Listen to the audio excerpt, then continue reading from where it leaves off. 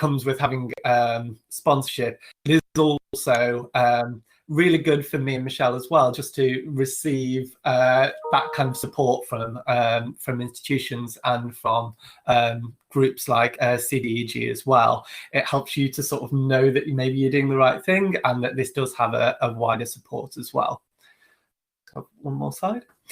And we also want to thank you as our attendees for donating to our 2 chosen charities.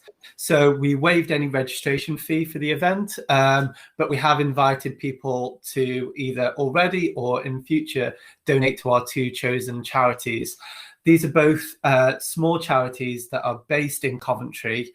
Coventry Pride, alongside running the annual Coventry Pride event, they also do huge amounts of community support with the LGBT plus community in Coventry. So things like holding coffee mornings, doing public awareness, supporting people and running a helpline as well.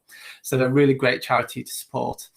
Our other chosen charity is very, very local to the university. It's literally about 2 minutes away from the library front door, and that's Coventry Boys and Girls Club. They work with some of the most vulnerable children in the most deprived wards in Coventry by providing opportunities for those children to take part in sporting activities, artistic activities, creative opportunities, events out for different places, and they also provide a safe space for those children who might not always have one at school or at home by providing contact with youth workers and providing that sort of safe space. So we really, really support those, and we would like anyone, if they want to consider and if they can afford to also look at donating to those 2 charities. Okay, just to introduce you to who is going to be around and helping with the conference today. So there's obviously me and Darren. We are the conference co-organisers. But because of the multiple strands and the multiple things going on, obviously we can't be everywhere at once, just as we wouldn't be able to be in person. So the other people joining us are part of our library team. So we have Becky Collins, who's actually here at the moment. So hi, Becky. And also Holly, who is here at the moment as well. Maria King, who I don't know if she's here, but she will be around. She doesn't have that colour hair at the moment, but is very representative of the rest of her face. Suzanne White and also Lauren Bell. So if at any time you need anything, please do get in touch with one of the members of staff. There will always be one of us in the water cooler room, but for moderating each of the sessions, you might not find me or Darren, but it will be one of our colleagues. Okay, just a little bit about navigating the conference. So a quick update on the programme. Unfortunately, during our last session today, Catherine has had to cancel as she's still feeling unwell, which obviously very understandable and really unfortunate that she's had to cancel, because that would have been a really great session, but we wish her well and hope she gets better soon.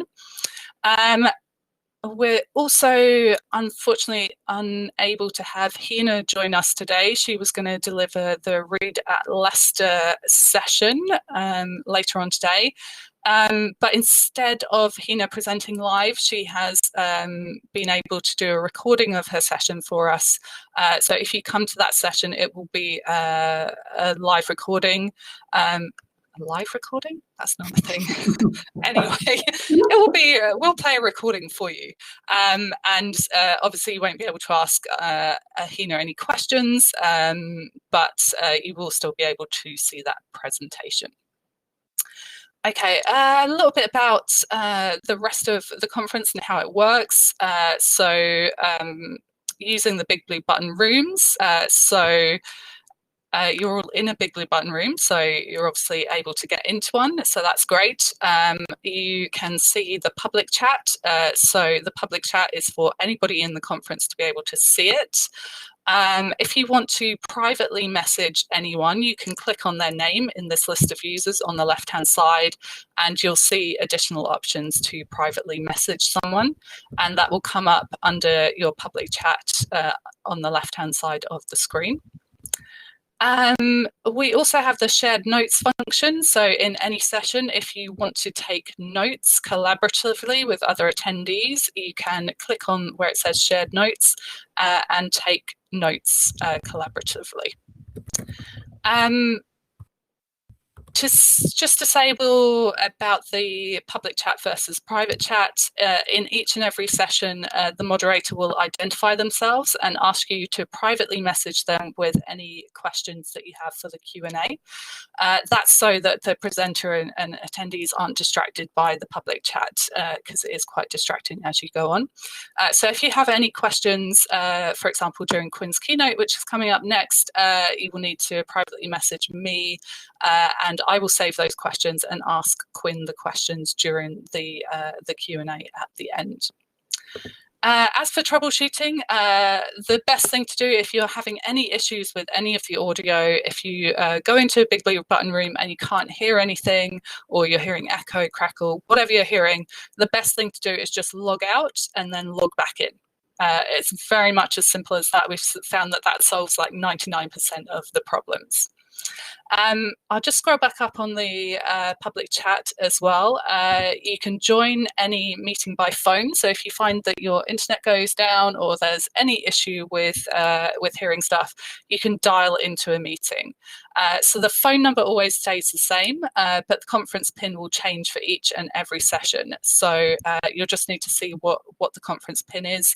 Dial into the meeting by a phone and then use whatever the conference pin is for the session.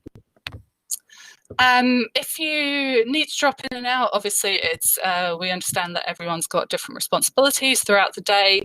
We will be recording every session and hope to make those available probably on our website over the next couple of weeks. We have a water cooler room available, and that is I think the top Big Blue Button room in once you log into OpenMoodle. That is for anyone to hang out, to network, to have a chat. There'll be someone in there all day, whether that's me, Darren, or one of our colleagues. If you have any issues, any problems, you can also come and ask us in there. If there's any announcements, anything kind of big that happens that we need to tell you all about, we'll post it on the announcement forum, which will also trigger an email to all of you.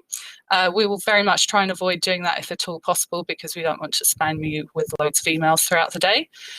Instead, we'd ask that you use the forum. So if you want to start a thread about a session that you've just been to and really want to chat about it further, if you want to go and introduce yourself, anything like that, please use the forum.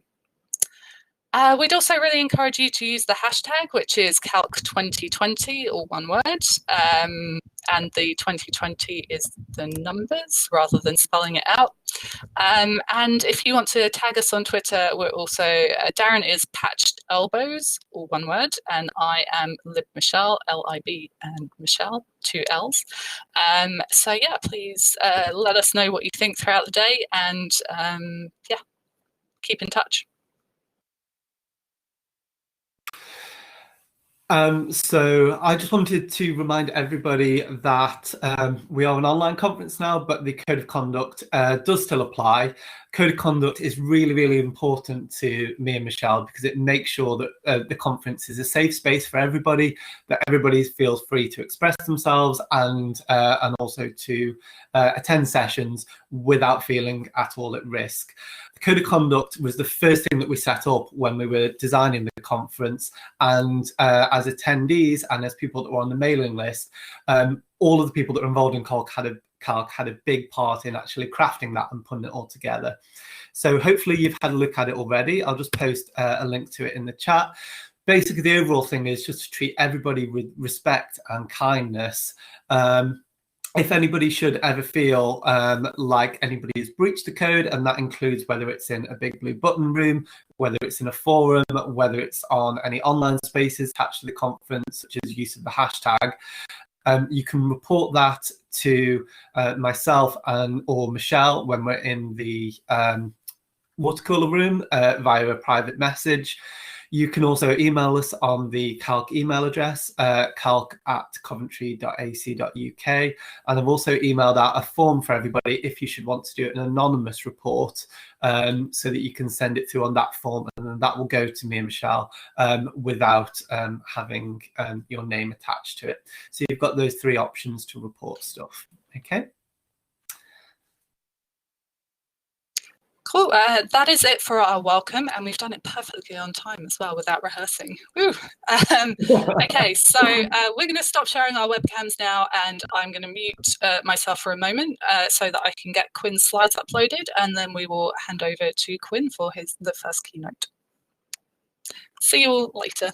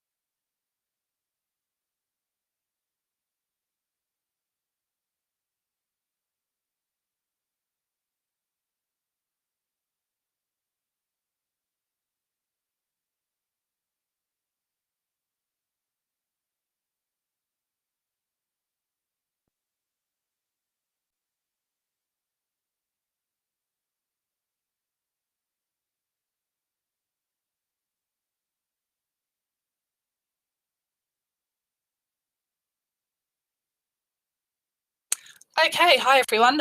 So this is Michelle. We are ready to get started with our first keynote of the day from Quinn. Just a reminder that if you have any questions for Quinn during his Q&A, please privately message me. So you can see me, I should be the top user in the users on the left-hand side of the screen. If you click on my name, you should see the option to privately message me. I will be collecting your questions throughout the keynote and asking them of Quinn on your behalf at the end of the session. Reminder too that there's also the shared notes facility, so if you want to collaboratively make notes, I will be saving those at the end as well, and we will somehow make those available to you as well. Okay, so I'd like to start by introducing Quinn. So Quinn Roach is an expert practitioner in equality, human rights and inclusive employment. He's the policy officer leading on LGBT plus and disability policy work at the Trades Union Congress. His recent work includes a groundbreaking quantitative examination of LGBT workers' experiences of sexual harassment and an in-depth analysis of the disability employment and pay gaps. In post, Quinn has led national campaigns, including for Trans Awareness Week, to show how all trade unionists can be trans allies, to extend equal marriage to Northern Ireland, to improve understanding of the social model of disability, streamlining the use of disability reasonable adjustments passports.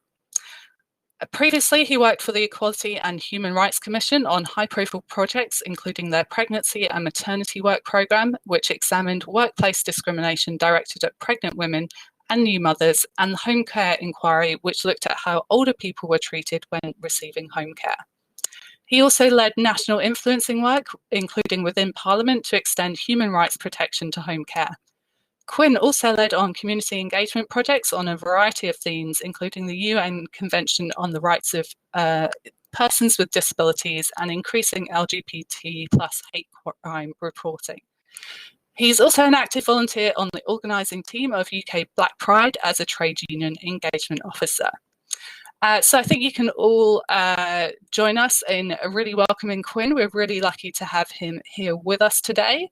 Let me just find him so I can pass over to Quinn and let him get on with his keynote.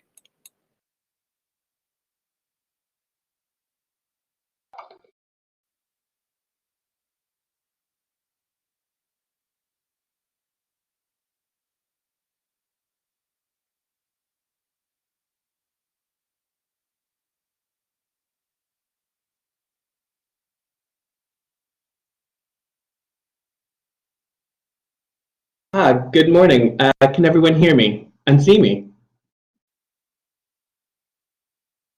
Just look at the public. Yes, great. Thank you. Thank you, Darren and Michelle, for inviting me here. And Michelle, thank you for that introduction. It's interesting to hear all the things you've done read back to you and to remind you of some of the good work you've done. So thank you very much. I won't have the video camera on for very long. I just thought it would be really nice for everyone to kind of see me and note that I put on a collared t-shirt or a collared shirt for the first time in 2 months in kind of acknowledgement of being here and celebration of being able to talk to you about some of my work. As you've heard, my name is Quinn and my pronouns are he, him. And I work at the TUC, and I've done so for just over 2 years. So if you bear with me, I will just take off the cam and ensure that you can see my screen. Okay, great. So at the TUC, I work in a small team. There's myself, and I lead on LGBT+ and disabled workers' rights. There's my colleague, Sean Elliott, and she is the women's officer. And I also have a colleague named Wilf Sullivan, who's our race equality officer. And our roles is really to advance equality for workers in our respective areas and to improve and ensure life outcomes are better for working people. So as you've heard, I've worked for the TUC for just over 2 years. But before that, I worked for the Equality and Human Rights Commission for 11. And the Equality and Human Rights Commission are the UK's national regulator for equality and human rights. And I guess I just kind of give that introduction to say that my entire professional career has been focused on equality and human rights and campaigning for positive change in those areas. And what I wanted to really do today was to use my time here to talk about campaigning for change and how we can use our evidence to build momentum to create a movement and generate the change that we need. So what I'm going to do today is I'm going to quickly tell you a bit about the TUC, trade union activism, campaigning for change, and I'm going to use 2 of my recent pieces of work to do that. I'm going to talk about the Disability Employment and Pay Gap, an LGBT sexual harassment report that I've done. I think any presentation during this period should also be used to look at COVID-19 and what is being done to address the kind of pandemic, both for equality groups and workers more generally. And I'll quickly touch upon that, and then I'll take Q&As. And just to say, I still don't know why I've used this tree on the right-hand side. It is a tree, and it's knitted in rainbow colors, and I guess I just thought it was beautiful. So I've got a tree here, no particular reason, but it's just nice. So just to tell you a bit about the TUC, we exist to make the working world better, a better place for everybody. And we were founded in 1868. And that means we've existed for roughly 152 years. And what happened in 1868 was a group of trade unionists from across the UK. They gathered in Manchester and they held their first meeting, their first trades union congress. And that was at the Mechanics Institute. And at that congress, they passed a resolution, and it said that it is highly desirable that the trade unions of the United Kingdom should hold an annual congress for the purpose of bringing trades in closer alliance and to take action in all parliamentary matters pertaining to the general interests of the working classes. And that's essentially what we've done. And over the years, the TUC has grown, and we've established ourselves as a voice of trade unions in the United Kingdom. And our job, it's really to support trade unions, to stand up for everyone who works for a living, to advocate for collective bargaining, and we also help union members get on in life through running and managing learning and skills programs. So that's just a bit about who we are and the organization that I work for. It's got quite a long history and a proud one.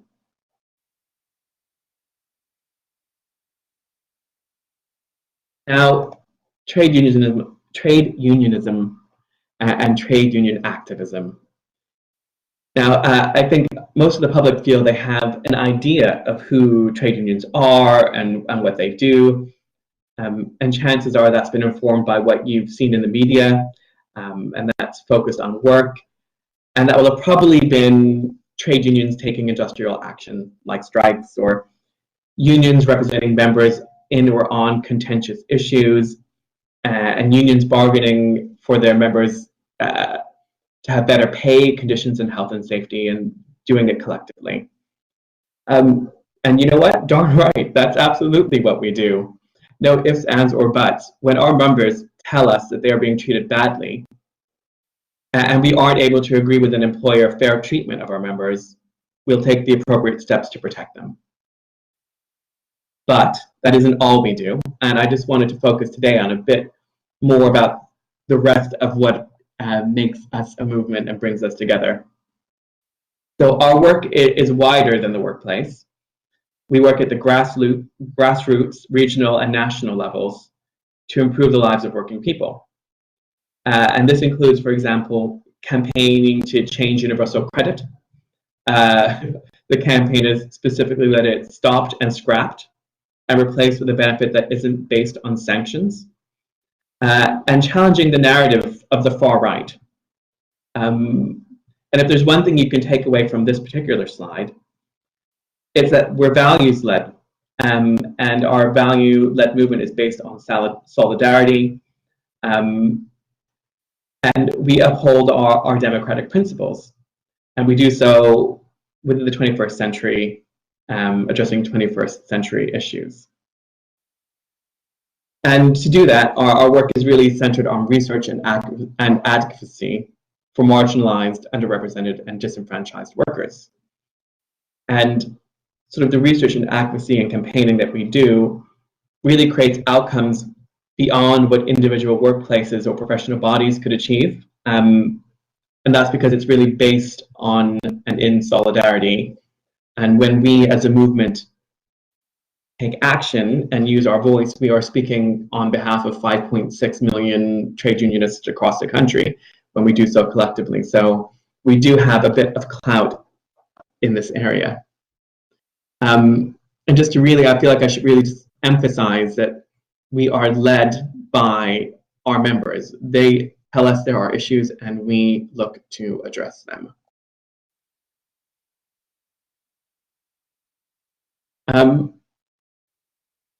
Now, I'm going to talk to you about priorities for equality programs that I've been working on. But before I get into that, I need to set out the principles and processes I use when I kind of identify priority issues and areas, when I think that I or the TUC should speak on behalf of our members, how we develop our policy and recommendations, and how we advocate for change. And I'm going to stress this point because I think there are a lot of organizations that get it wrong. And the principle fundamentally is nothing about us without us. I hope that some of you have heard that slogan.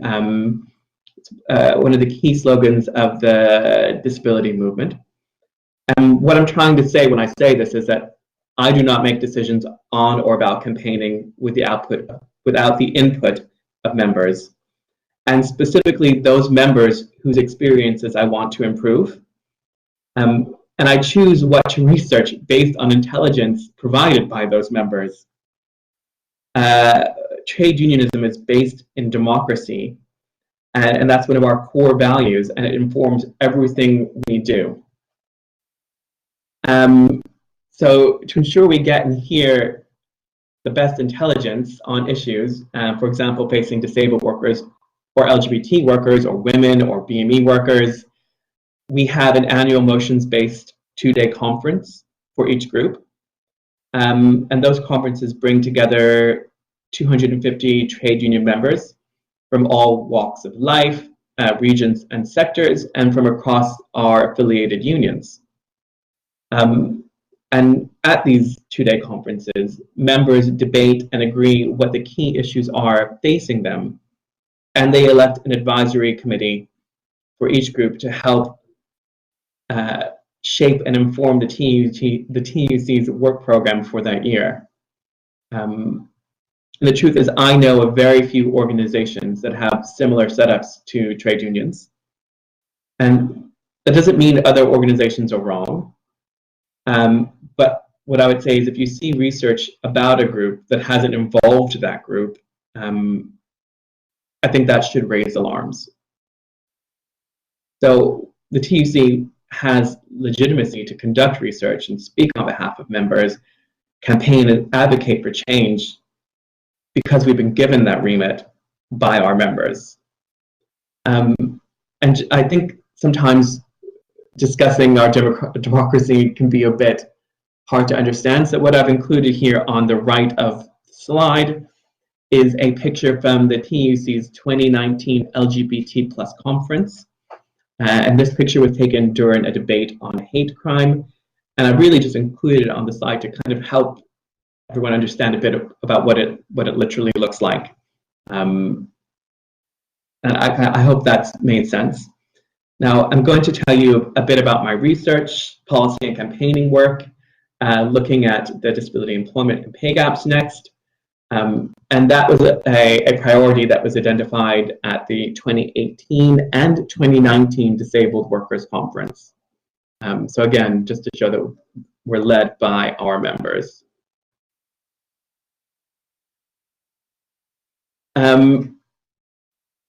So disability employment and pay gaps is kind of a real issue for disabled workers. And to understand them both, what we did was we conducted a 4-quarter analysis of the labor force survey. Specifically, we looked at, email alert. Specifically, we looked at July to September 2018 to April to June 2019.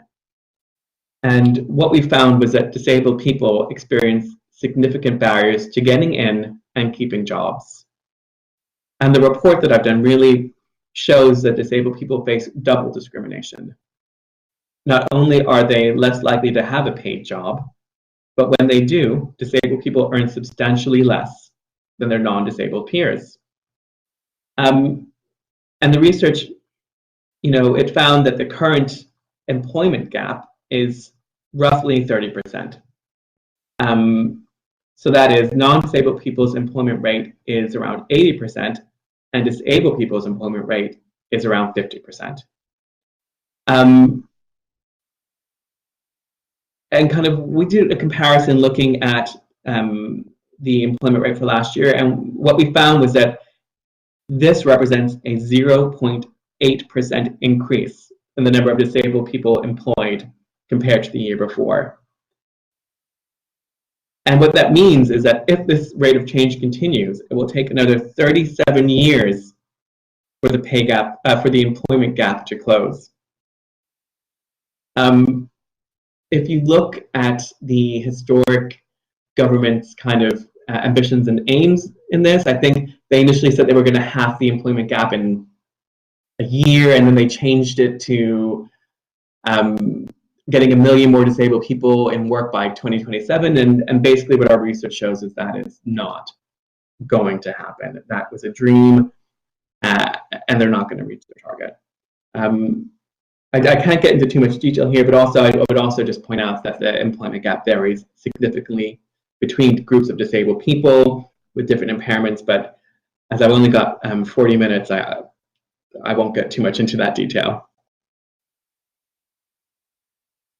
So what we did was we launched a report into the disability employment and pay gap, and we did that last year on the 4th of November. And there's a reason we chose that date, and that's because that's the day disabled workers effectively stop being paid for the year. And what it means is that disabled workers work for 57 days a year for free.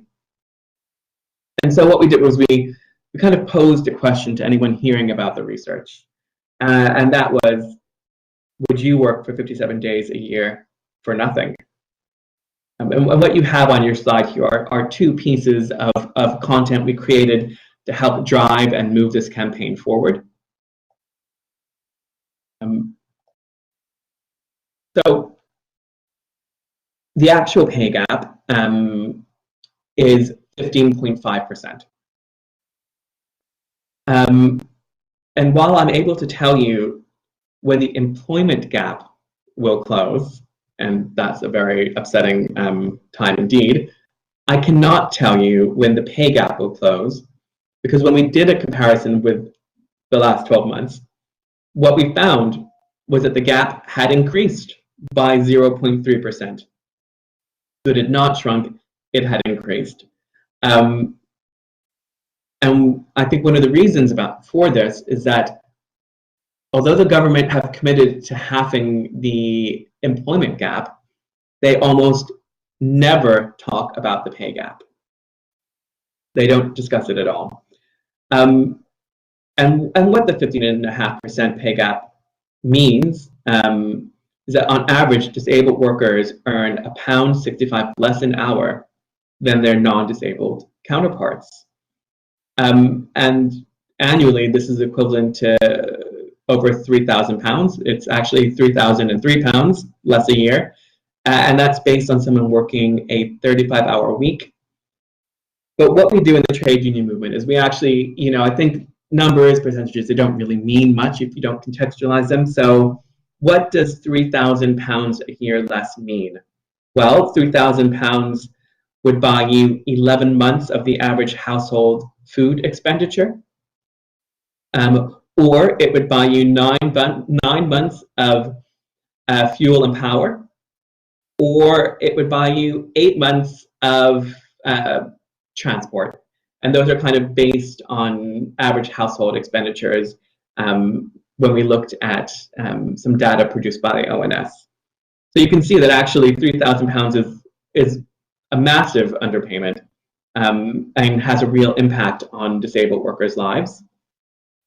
And what I can also tell you is that the pay gap also varies by impairment, and it is also varied between men and women. I hope you've heard that, but what it means for disabled women is that they earn 25.9% less than non-disabled men. So I think it's quite a complicated issue, and when you get into it, there's a lot of nuance, but ultimately the thing you should take away is that it's massive.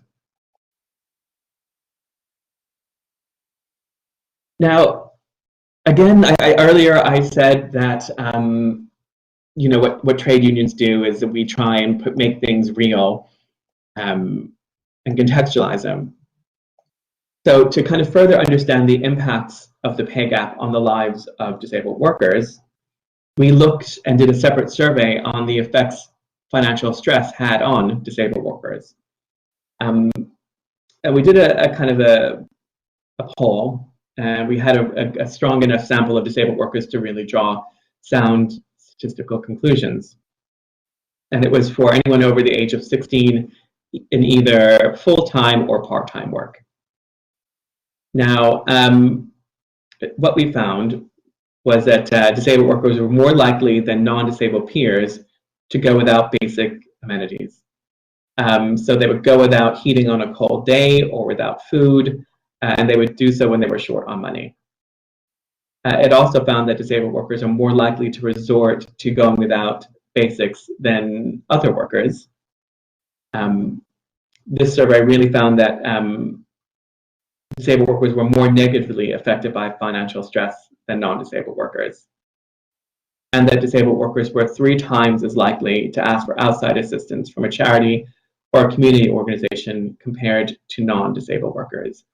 And we still see that being replicated during the current crisis. So recent research from ONS said that disabled workers or disabled people were 3 times as likely to rely on food banks.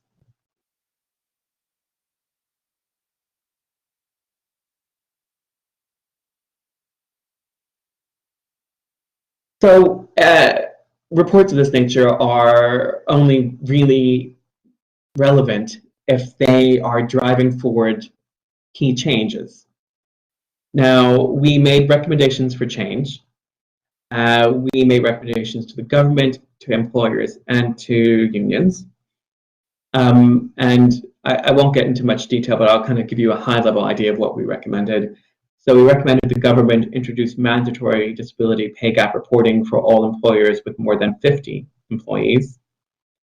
And we said this must include a duty on employers to produce targeted action plans, identifying the steps that they will take to address any gaps identified, including ensuring disabled workers with invisible impairments feel confident in completing workforce and workplace equality monitoring. To employers, we said that they shouldn't wait for the government to introduce disability pay gap reporting, that they should start taking steps now to identify any gaps they have and to address them.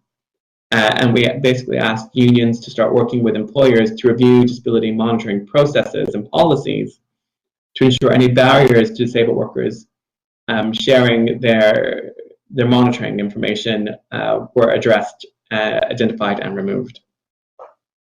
You know, we've started to drive forward this change.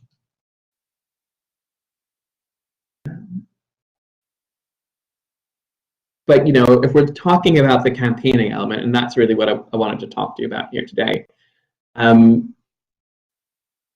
what I did when kind of developing this campaign, you know, I mentioned earlier it was launched on the 4th of November, and that was because it was the day disabled people stopped getting paid for the year. We identified 4 priorities. Priority 1 was building the campaign infrastructure. Priority 2 was building the movement. Priority 3 was about communicating the message, and priority 4 was about reaching key influencers. Now, if we look at priority 1, we took a long-term view that this issue wasn't going to be addressed quickly. It wasn't going to be a quick win for us. After all, we know that we have gender pay gap reporting already, and the gender pay gap is not shrinking. So we saw this as being a really long-term aim.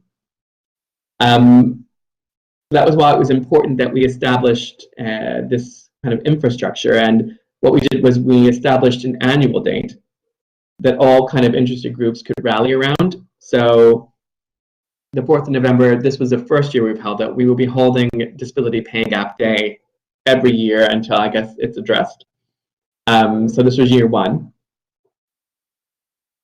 We also know that kind of getting other groups involved in campaigning it can be difficult, not because they don't have the will, but because they don't have time. We're all time poor, and they don't have time to kind of create their own bespoke materials. So what we did was we provided media packs with images and template tweets to our affiliated unions, to disabled people's organizations, key academics, and key groups who had an interest in this area. And earlier in my slides, you started to see what some of those images looked like. And what you might note is that they don't have the TUC branded on them. And it's not usual for us to kind of give away free materials, but what we know in establishing this first day was that that was kind of our key priority. And organizations like to share materials that aren't branded and don't take people away from their Twitter feed or the Facebook feed. And so what we did was we kind of provided unbranded materials just to really establish this day and to get people using their social media platforms to make noise about it. And I feel like that's really helped us establish Disability Pay Gap Day, and we'll look to see how successful that has been in November this year, when we kind of look to see what changes happened over the last 12 months. Now, building the movement was priority 2. And for us, that was really bringing on board our 48, 50 affiliated unions and making sure they were kind of backing this. And also involved us working with disabled people's organizations or deaf and disabled people's organizations. So we took a lot of time to reach out to grassroots activists and not just trade unions, but trade union members to get them to tell their story. Again, it's about rooting the experience of what the pay gap is in real life. And what I've done is I've shared with Darren and Michelle sort of like a little document with key links, and on that document you will find a link to some of the materials that have been created. Some people went really above and beyond, creating like little video clips explaining what the pay gap meant to them. That was really very important as well. And then let's have a quick look at communicating the message. So I worked with my kind of comms team to really agree a set of short and quick accessible findings. Those are the ones I've highlighted to you. Because when campaigning, actually people don't have a lot of time for in-depth analysis of the pay gap. They want to understand the high-level impact and be able to work on it. So we agreed a set of quick, short, accessible findings that were good for social media, TV and print news, and also getting those messaging into specialist press like the Disability News Service. And it was quite effective. The launch of this was covered by Channel 5 News, who built up a bespoke package to cover it, and it was kind of covered by the usual press and news outlets as well. And finally, priority 4, reaching key influencers. It was hugely important as well, not just for enabling the launch of the campaign, but for keeping the campaign alive and going forward. So we really reached out to kind of parliamentarians and government and academics and disabled people to speak about their own rights. And we really started to establish this campaign within that psyche. So, for example, we are in close and constant contact with academics in this area, and also with the All-Party Parliamentary Group for Disability, who also really are taking this forward. I think Lord Shin Quinn, who is a Lord in the House of Lords, proposed bespoke legislation to try and highlight the need for pay gap reporting. So I think we'll continue campaigning on this. You know, and again, like, just to say, what we know is that this is a key area of interest to disabled workers for us to address. So we will continue pushing on it. And I can tell you that although the Disabled Workers Conference has been cancelled for this year, we're still trying to execute our democratic function. So we have got motions in from affiliates, and some of those motions are about us continuing our work on the pay gap.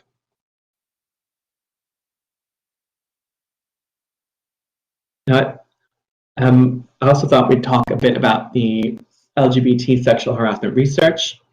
And that was launched almost a year ago. It was the world's first, and it was launched for IDAHOBIT, which is International Day Against Homophobia, Biphobia, and Transphobia. And just as an FYI, that is happening on Sunday.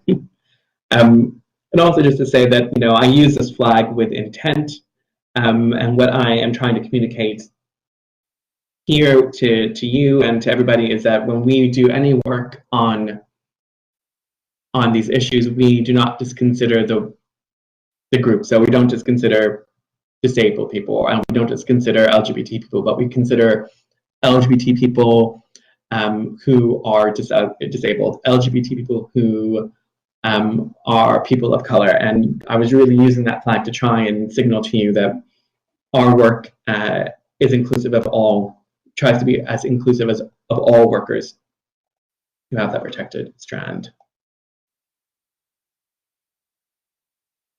Now, just before we kind of get into the LGBT sexual harassment research findings, I thought it would be useful to explain a bit about why we did it. So I did not have, say, a motion from the LGBT conference saying, look at sexual harassment. I didn't have that. But what I did have was a really strong indication that something was happening to LGBT people from an earlier piece of work we did, which was called The Cost of Being Out at Work. And that research was kind of encouraged by our LGBT committee. And what also I had was intelligence from affiliated unions. So I had equality officers telling me that some of their LGBT people and members were experiencing things which they thought were sexual harassment. And so to kind of get a better idea of if I should be pursuing this, I held a roundtable with one of our affiliated unions, bringing together their LGBT members to kind of discuss what their experiences were. And that really confirmed that there was something happening, and it wasn't good. But this was further compounded by the fact that the Government Equality Office they did their LGBT survey and they released their findings. And within that report, which is a really great report, it found that only 1% of LGBT people had experienced sexual harassment and violence. And that was very much in contradiction with the intelligence I was getting. So really, I think it's a fantastic resource, but on this issue, it was wrong.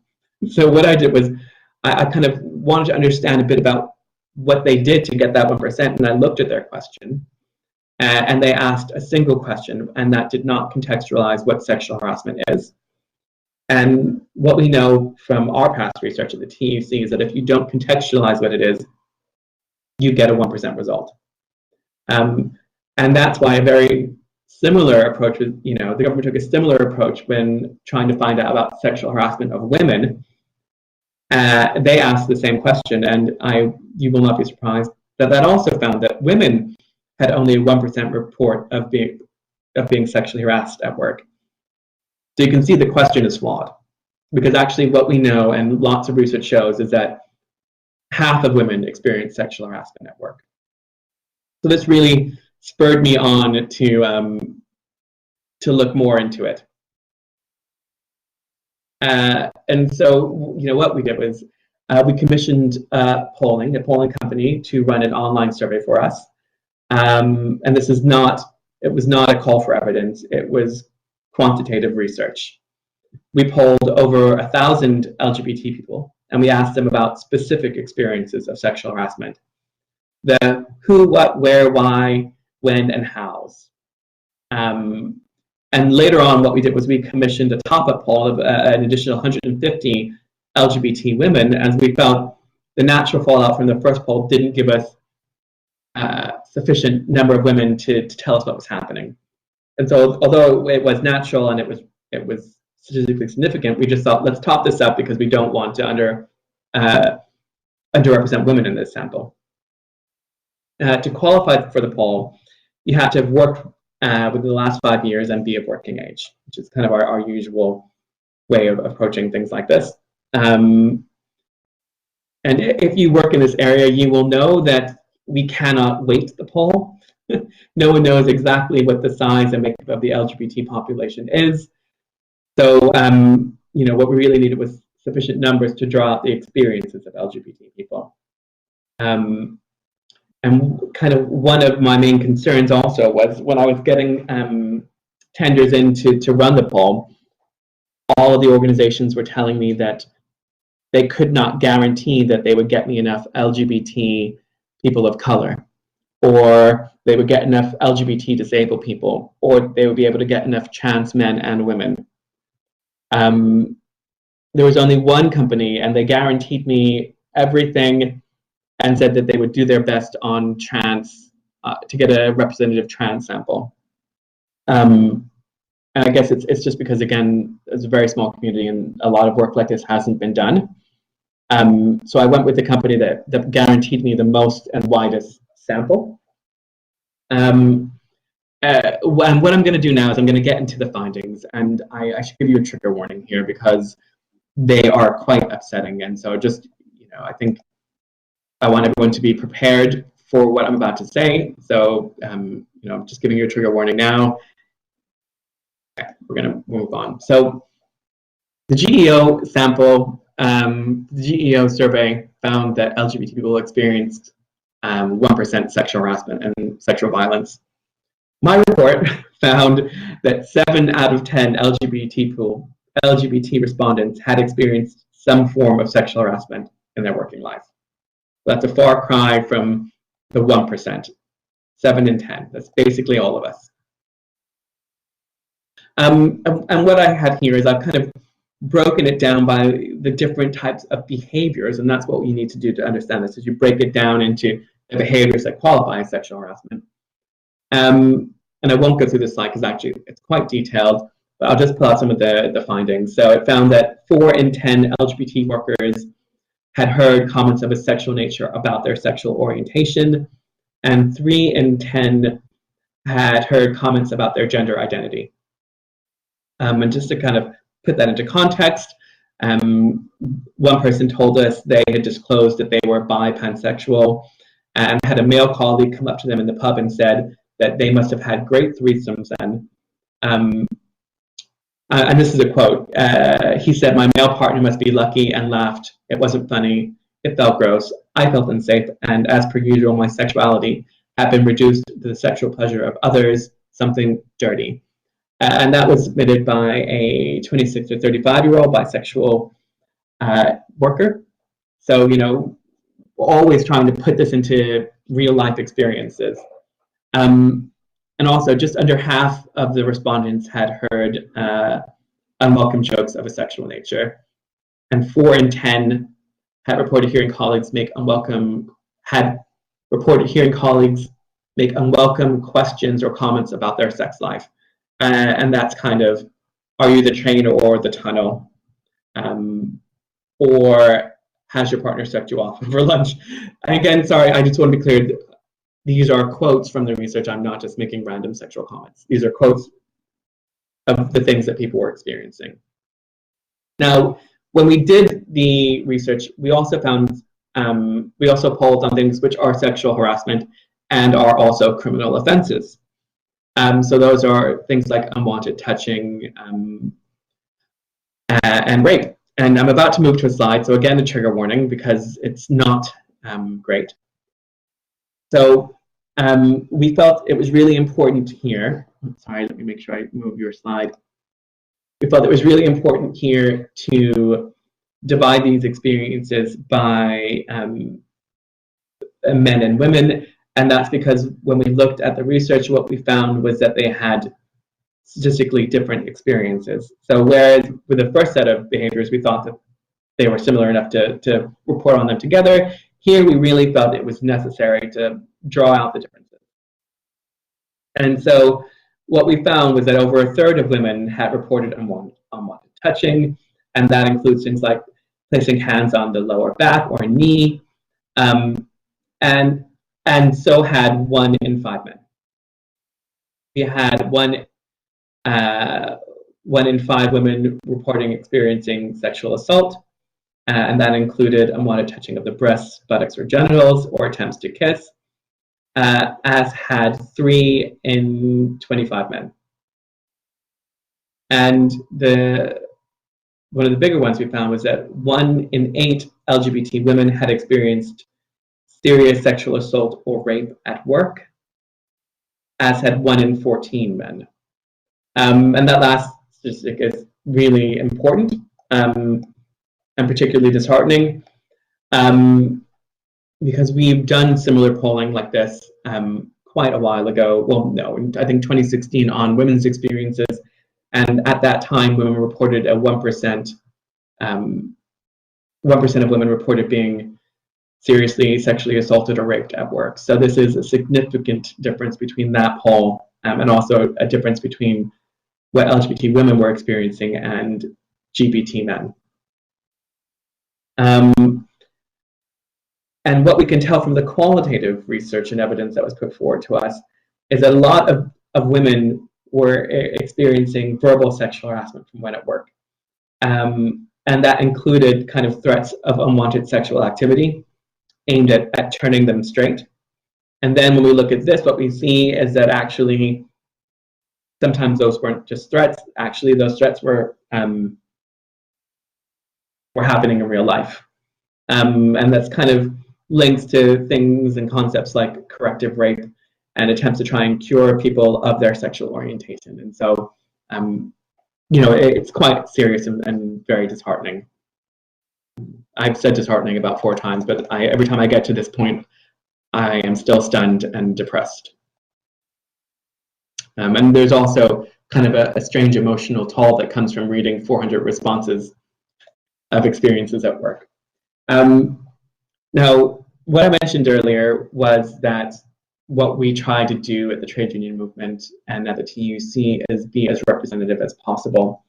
And so for me, it was really, really important that I was able to discuss lesbian and gay men experiences, bi, men, and women's experiences, people of color experiences, both men and women, and disabled LGBT people's experiences, both men and women. One of my biggest disappointments with this research was that while they got the polling company did get me a sufficient sample of trans people to talk about their experiences, they were not able to get me a sample of trans men that was large enough to draw out what their experiences were, and that continues to be one of my biggest disappointments with this research. Well, actually, it's my only disappointment with this research. But what we did do in our recommendations is we told the government that they must do this research and they must get a sufficient sample of trans men. So just to talk a bit about what else the research found, hope you're all still with me.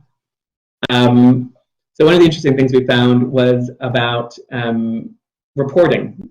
So we found that 2/3 of LGBT respondents who had been sexually harassed or sexually assaulted at work had not reported the most recent incident to their employer. And there were a number of reasons for this, but the one that really stood out for me was that 1/4 of respondents said they did not report being sexually harassed at work because it would have revealed their sexual orientation and or gender identity. So that's a very bespoke finding for LGBT people. And I've said a couple of times that this has been, these findings are depressing, but there was a glimmer of hope for me, and that was that union members were more likely than non-union members to report their experiences of sexual harassment to their employer, and they were more likely to say it was taken seriously and dealt with well. So again, I think that shows that the strength of collective bargaining and solidarity. So union members also had higher levels of satisfaction with the action that employers took in response to reported sexual harassment. So I think that's a little good plug for being a trade union member. Now, this picture is random. I have no idea why I've chosen it. I think I just liked the fact that it was filled with different colored triangles. But I will just tell you a bit about the recommendations we made, again, keeping it high level. So we made recommendations to 4 groups: government, regulatory bodies, employers, and trade unions. And what we said to the government was that they should introduce a new legal duty to prevent sexual harassment. We wanted a statutory code of practice on sexual harassment and harassment at work, and we wanted them to strengthen the legislation to tackle third-party harassment. For regulatory bodies, we wanted them to strengthen the roles of the EHRC and Health and Safety Executive. We wanted employers to make all workplace policies LGBT inclusive, to review existing policies to make sure they were inclusive of the LGBT community as well, and adopt zero tolerance approach. And for unions, we wanted them to be supportive of this and to review their own guidance and training, and to empower their reps to review employers' guidance and training.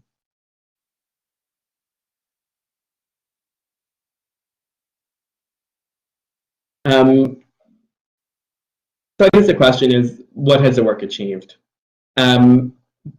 So I would say it's achieved some of the things we really wanted it to do. We have helped LGBT plus workers understand what sexual harassment is. So one of the things I forgot to mention earlier was that when talking about sexual harassment with LGBT trade union members, they would all describe experiences that were clearly sexual harassment as defined by the law, but didn't have the language to understand that the experience was sexual harassment. So we've been helping LGBT workers understand that, and we will continue to do so.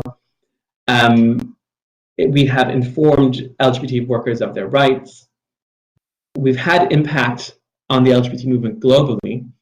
So this research, I know, has appeared in reports in Australia, in the ILO convention discussions. Like, it's really making the rounds and really hopefully helping to make positive change.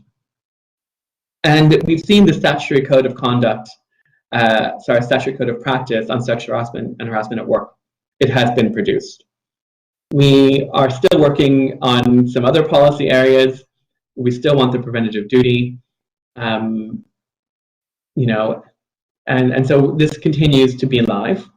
But also positively, we've got all of our unions and affiliates on board with this, and it's really helped strengthen the TUC's tie with LGBT groups like Gallup, who are a sexual violence and hate crime group, and the LGBT Foundation. And on the day when we launched it, which was Ida Hobbit, it was covered by the BBC, who created a bespoke package. But yes, there is still a long way to go, and this could not be better shown by some of the tweets that went out as a result of the research being launched. And what you hear, what I put here are some of them. I mean, I think these individuals thought they were being horrible, and they were, but the reality is this gives me further leverage to demand for change. So what we have here is one person, a Rob random number, saying, it's not right, but I've worked with some girls that are lesbians, and they've caused problems when things haven't gone their way, and played the LGBT card and got people in trouble. Okay. We have someone saying, this is preparing them for eternity in hell. We have the good old, it's called the workplace banter. Incidentally, the 2016 report into sexual harassment of women was called It's Not Just Banter. So that's quite funny. But, you know, I think we still have a way to go to kind of really change public attitudes. But if there's one thing I'd like to tell you about this, is that you do not do this alone, and we aren't doing it alone. So the TUC are committed to continuing to address this, and we pulled together a bunch of trade unions and charity organizations and political pressure lobbying groups to join our This Is Not Working campaign. What you can see on the screen is the 3 statistics. It talks about half of women being sexually harassed, 68% of LGBT people, which is my finding, and it talks about underreporting. And what's really important to note is this group on the right of the screen. So I don't think it quite came across, but what I did was I tried to pull out the different organizations and highlight them in different colors, but that's not quite translated in the screen. But what you have here are trade unions. You have women's groups like End Violence Against Women and the Fawcett Society. You have LGBT charity groups calling for this, like Gallup and Stonewall and LGBT Foundation, and It's Not Just a Ball Game. And you have kind of wider groups like Amnesty International, business groups like Business in the Community. The groups who are prepared and have come behind and galvanized to try and address this is wide. And it's really paying dividends. So while the report is, while we're still working to really address this, we're not doing it alone. And it's a group of us working together to try and make workplaces safer for everybody. I've probably run over time because I am quite verbose. So I'll be quick here. I said I would quickly talk about COVID-19, and I won't do this in great detail. Trade unions are working across the board to try and ensure their workers are protected. We were there protecting workers going into lockdown. We were securing workplaces and giving out, what we did was secured workplaces and gave workers a voice. We've been working constructively with employers and the government, but fundamentally we were protecting workers. And we do things that look outside of the workplace as well. So we've been empowering our reps to understand how they can support their members who are going through a bereavement. We've been supporting reps to identify and help victims of domestic violence.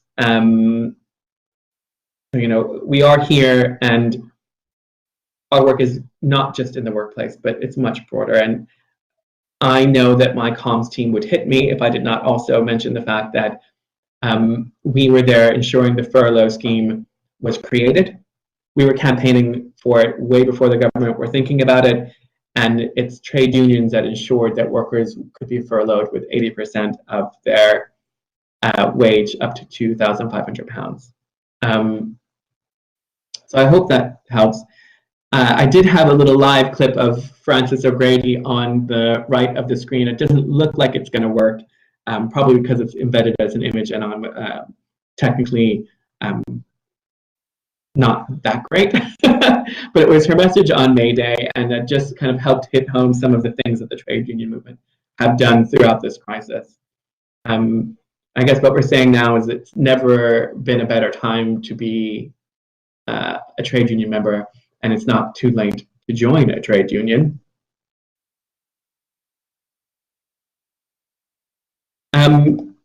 So I just make these final points, and then maybe we can go to Q&A. Trade unions' reason for existing is to protect workers. There is strength in solidarity. If you want to change the workplace, become an active trade union member. And what we do is we deliver fundamental change for workers, but that requires collective voice, and that requires trade union members to empower us to speak on their behalf. And thank you very much for all listening. That's my presentation. If there are any questions, I'll be happy to answer them. Thank you so much, Quinn. That was a really fascinating talk. I definitely learned a lot. Took a depressing turn, like you said, but kind of came back into something a bit more hopeful there. And so I hope everyone will join me in kind of virtually giving you a round of applause. I know that's the kind of downside of keynoting online, is that you don't hear the applause, but just imagine it, I guess.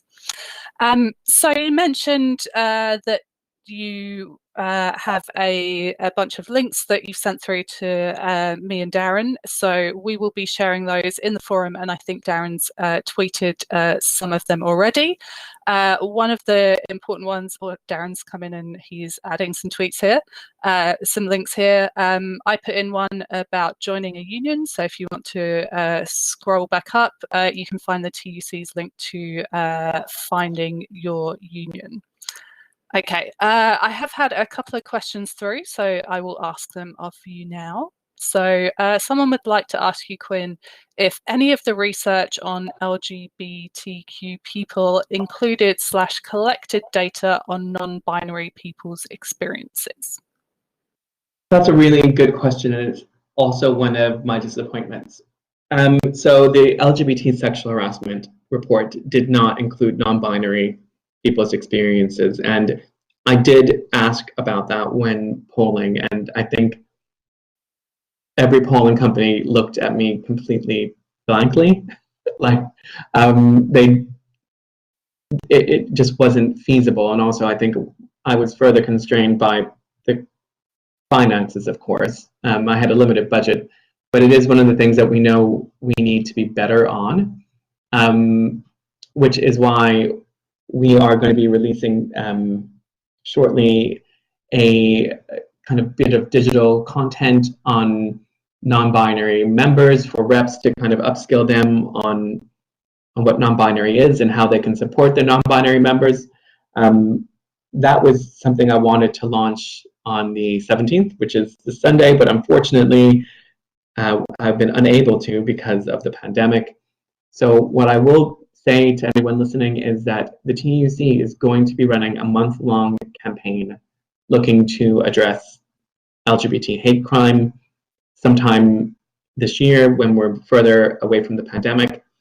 And when we do that, we will be including issues around non-binary members and what reps can do to support them. But at the moment, we haven't been able to do any quantitative work on supporting non-binary members, but we'll be looking to substitute that with some qual work in the future. Okay, hopefully that answered that person's question. We also had a question about where can you get a copy of the report, but that Darren has shared those links to reports in the chat, and of course we will make sure to share the list of links as well on our website when we post the recording of the session as well.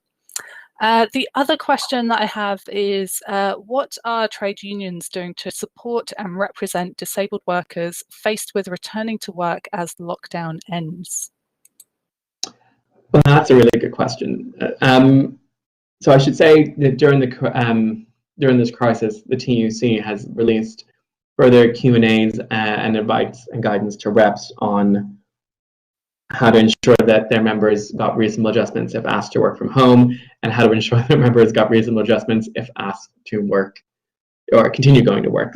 So what we've done is, first of all, we started with something a bit more demanding of government. So the Women's Equality and Select Committee have recently put out an inquiry asking about the impact of the coronavirus and returning to work on different protected groups.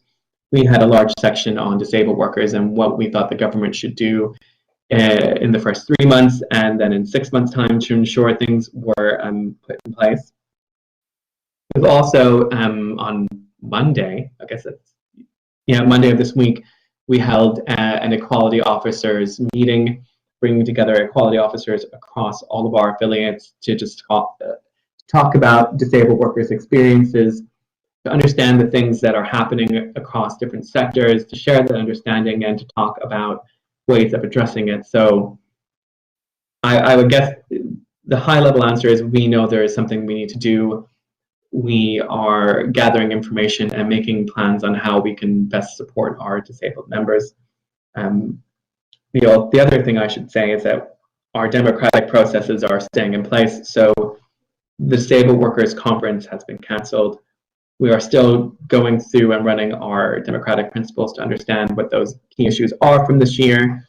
And we will be ensuring that one of the motions that has been submitted is voted on, selected by disabled people to go to our Congress to become trade union policy across the board.